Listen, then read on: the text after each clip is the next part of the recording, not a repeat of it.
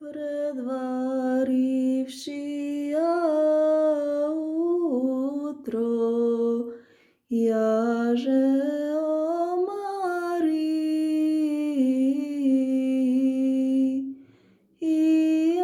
обречи я камен, odvalen od groba, слышах od ангела, во свете присносушнем суштаго, с мертвими стоиште,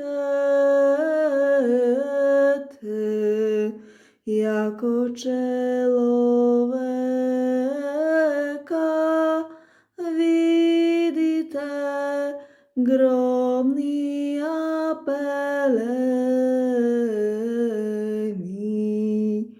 теците и миру проповедите,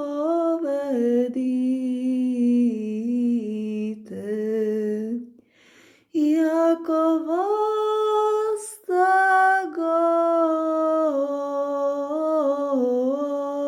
Господ умертвиви смерть, яко Син Бога, спасающего род человеческий.